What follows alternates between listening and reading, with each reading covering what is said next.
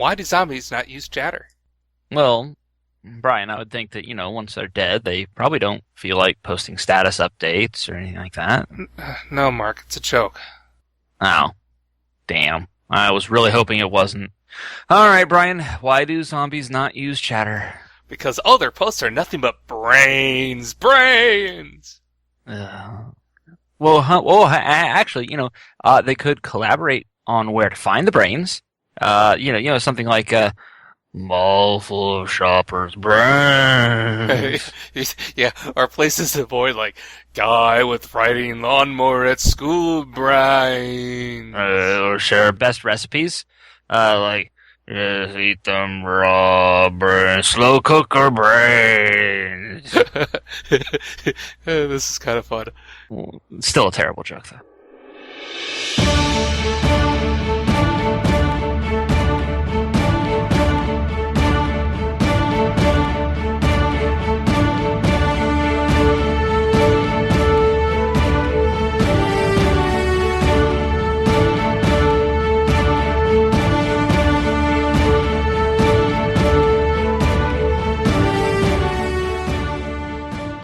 Happy Halloween, Mark. Happy Back to the Future Day, Brian, since we are recording on October 21st, after all. That's kind of a dumb thing to say. We're not in the future. We're in the now, the present. Yeah, well, Halloween's on Saturday this year, so no one's probably even gonna hear this on Halloween. Yeah, but it's the Halloween season. I mean, we have decorations up all over the place already. Well, as far as I'm concerned, this is the Back to the Future season. Fine. I am a little disappointed, though. Why is that? Well, this is our 16th full episode of the WizardCast. Right, yes, and 16 episodes without Parker Harris. Yes, we know, that joke is very old, Brian. Though I do hope that once we get him on the show, he'll be wearing that Doc Brown outfit. That would be awesome if he was wearing the Doc Brown outfit. No lightning bolt. He gave that to Steve Mollis. He did, yes, that's true. Well, this is going to be a special Halloween episode, and it really should have been our 13th episode, because, 13 is scary. But instead, our episode 13 happened during Dreamforce. Well, this is our 16th episode. 16 can still be very scary, Brian. How so? You have 2 daughters. Okay, and? Think about your daughters being 16. That's a terrifying thought. I don't think I can go on with the podcast. End the episode. Wait, Brian? Brian, did he sign up? I think Brian signed off.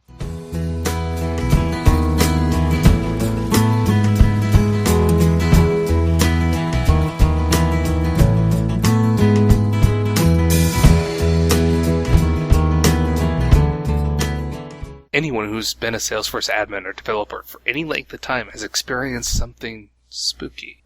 Or just mysterious and scary. Something not quite normal.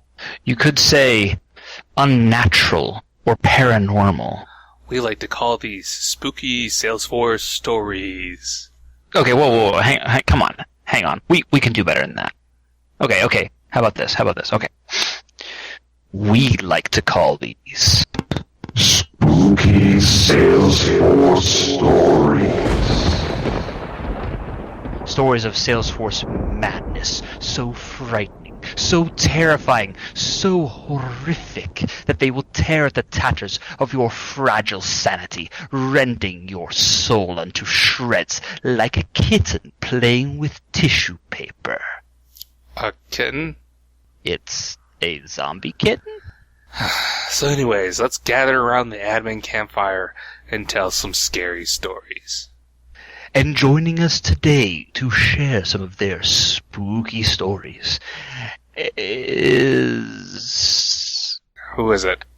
I'm not sure, but I think a ghost or perhaps phantasm has just appeared in front of me.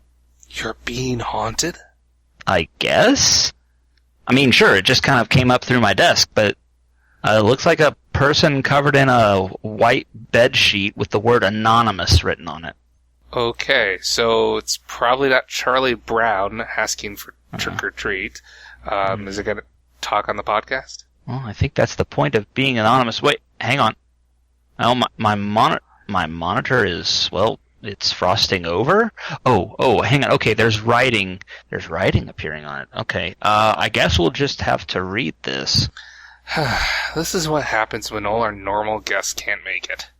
Okay. So, our ghost says, there once was a Salesforce org with bad role data on user records. A group of young and daring admins, desperate for hope, enabled their managers, foolishly, to change the roles of their own employees. In 2 days, not one, but 2 different managers had renamed a role instead of editing the user and changing the role. Were the managers ghosts? I don't think so. And this is scary. Why? Well, think of all the reports that would have been impacted by this. I mean, what about all the other users that were in that role that may not need the role change? What about validation rules or formulas that may have been tied to the role name? I mean, there's just so much blood. Much blood. Okay, that's pretty scary, I guess. Great, now my screen's freezing over. And it says, one fateful night I stumbled across something terrible. In my own org, someone has created a checkbox field called is not active, which had been used and abused with reckless abandon in many validation rules. Ooh, reckless abandon. Ooh. So, hang on, true would mean the user was inactive if it is not active? I guess checked if I guess. I don't know. Okay. Here we go. How about this one?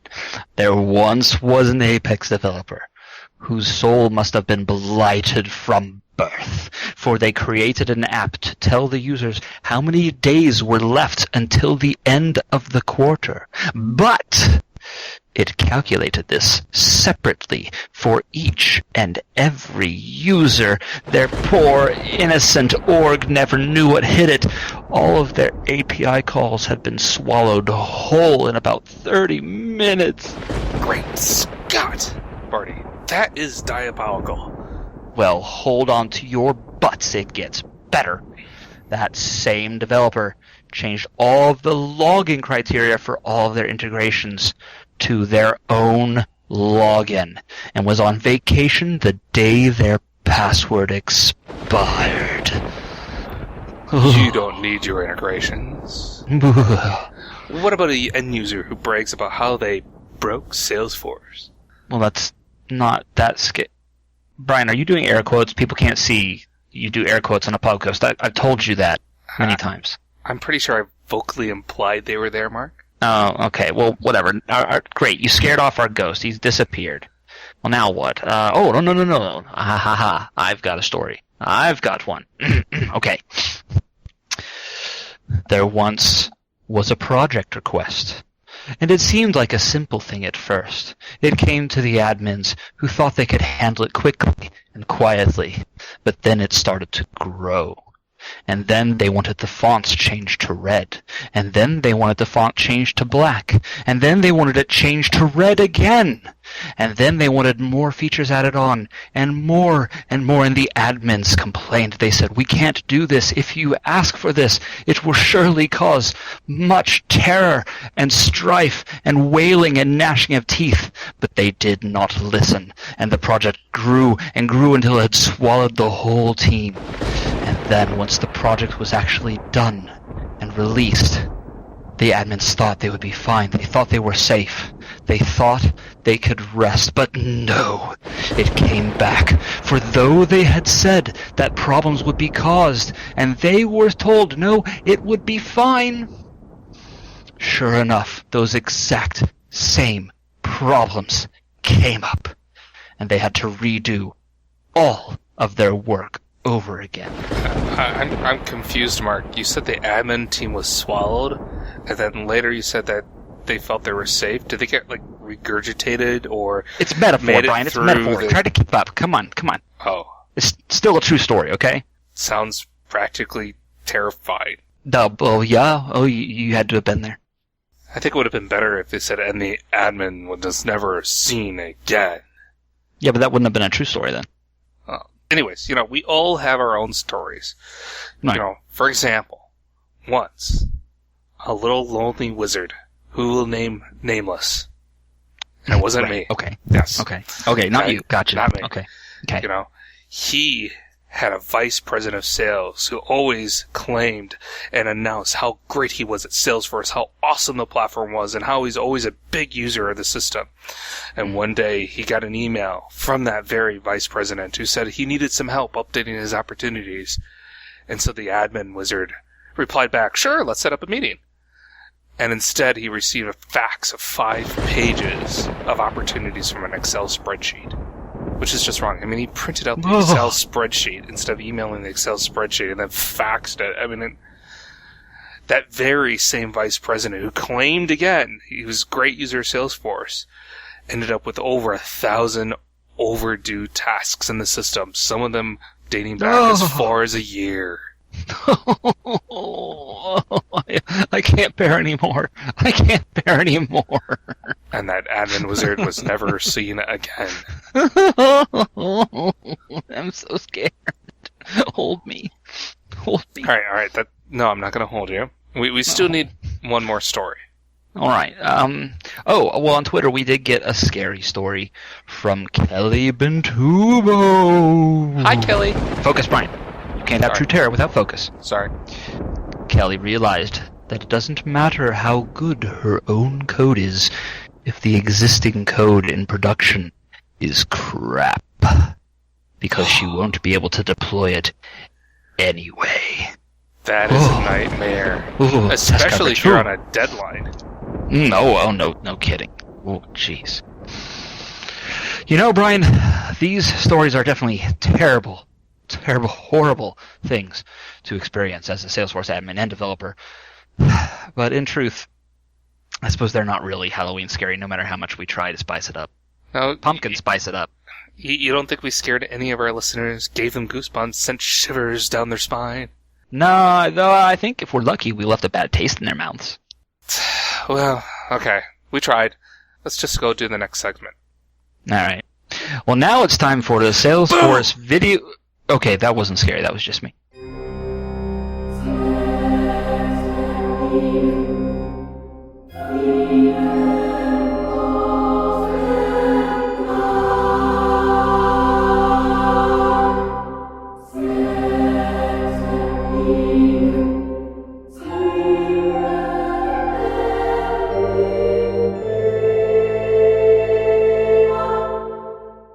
And now it's time for our Salesforce video of the undetermined amount of time until the next one. So this episode, we're going to do another song video from the great Ryan Headley.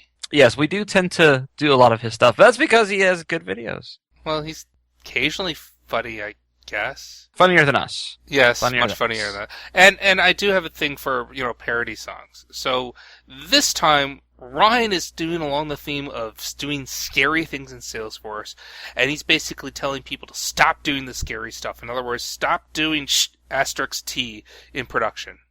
That's SH asterisk T to spell that out. In other words, use a sandbox. Isn't that how you pronounce it? Asterisk T? No, it's not, Brian. Is it asterisk? No, I could pronounce it, but I'm going to err on the side of valor here.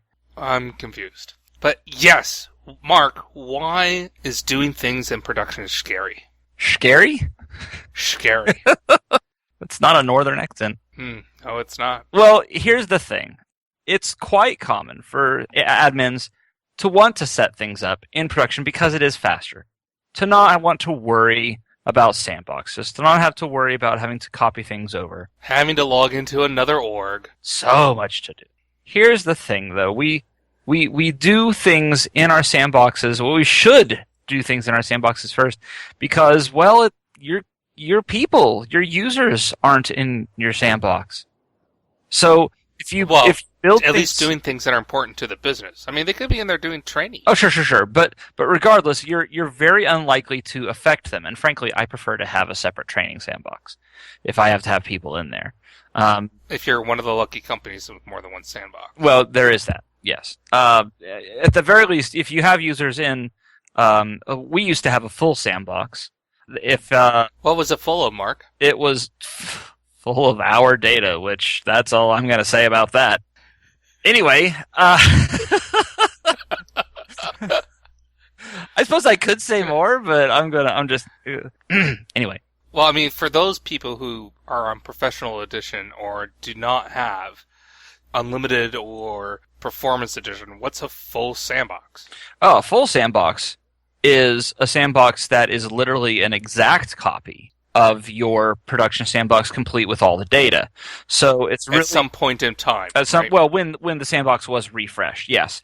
The longer your full sandbox goes without being refreshed, the longer, the more divergent your data will be from production. Now you can, I believe, I'm not sure what editions, you can purchase a full sandbox edition, but they are very expensive. Salesforce places them at, frankly, a prohibitive price point, and they probably do that somewhat intentionally because they'd prefer people be on higher editions and have access to other features as opposed to just, having a sandbox and that's it. But having a sandbox, even if it's a plain old developer sandbox or a developer pro sandbox, is important. And if you don't have an org that has a sandbox, you should at least be doing things in a developer org, which are free. Yes, and then you can move over whatever you've created either manually, or if you're really desperate, you can set up packages, although that can be quite difficult to manage, or you can even use something like one of the IDE solutions like Eclipse or Maven's Mate or Ant if you really want to learn command line. Those are all options as well to move things across. Ant-Man likes to use Ant. Yes, but he uses actual ants. That's different. Oh, that's not what we're talking about here? No, we're not talking about insects. Oh. No. I didn't actually see the Ant, movie. Ant is a command line migration tool, metadata migration tool. If you don't know what it is, it is. I'm not going to lie. There's a learning curve. It's difficult to get into. Once you figure it out, then it actually can be quite a lot faster for moving over metadata, fields, objects, permissions, things like that. It's just you kind of got to learn it and get happy with it before you can do it. So it's support group time, Mark, and my name is Brian. And I have done things in production. Well, you're supposed to say hi, Brian. Hi, Brian. AA meeting. I mean, come on here. Well, I can't say. Did you pick up on that? I can't say I've ever been to an AA meeting, Brian. Me neither, actually. But I've seen enough of them on TV. Okay, sure, okay. Okay, yeah. Anyways, nothing wrong with AA meetings. You're supposed to greet me. I've done things in production.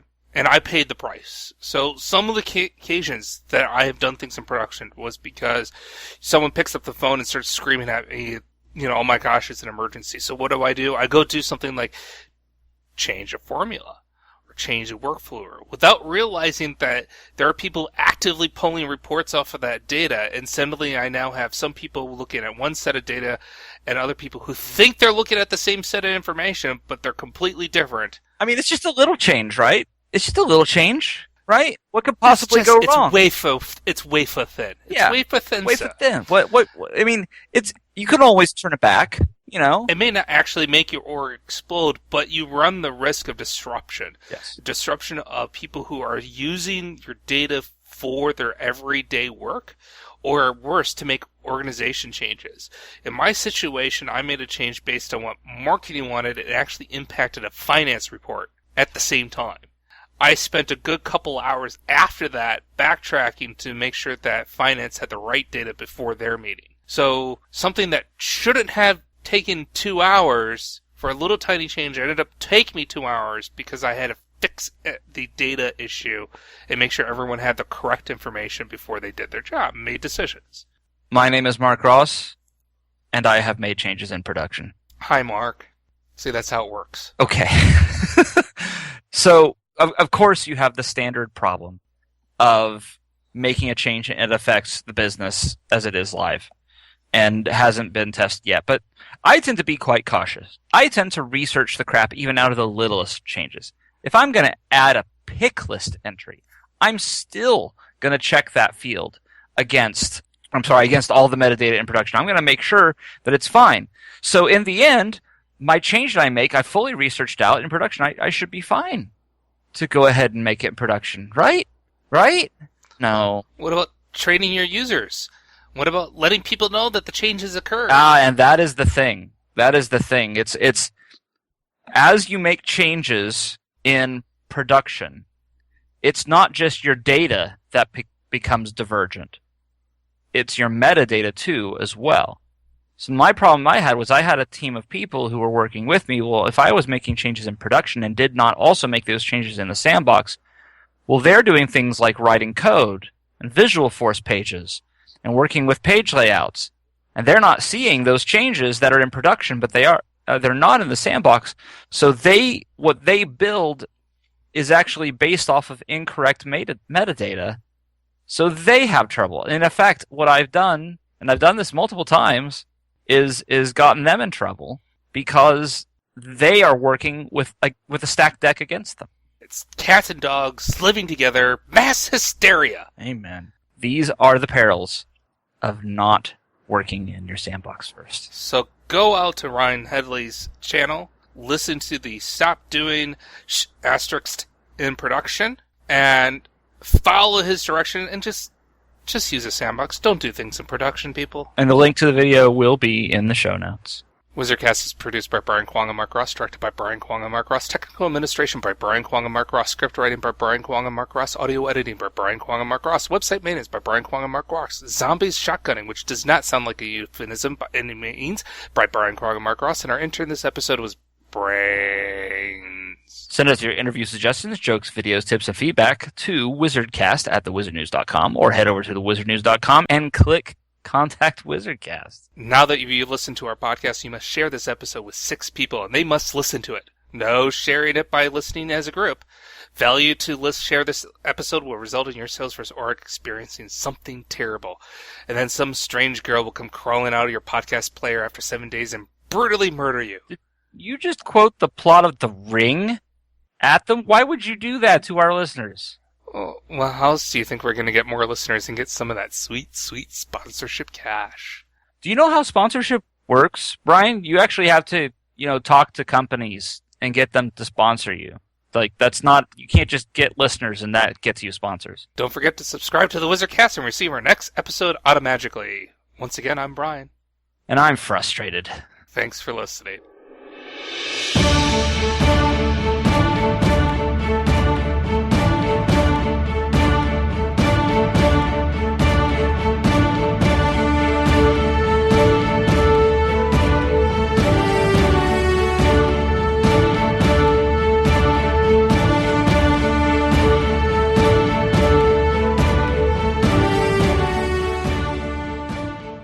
There once was an Apex developer whose soul must have been blighted. There was an Apex developer who did bad code that...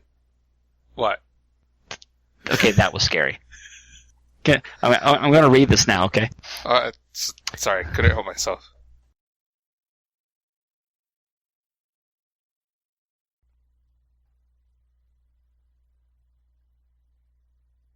Boo?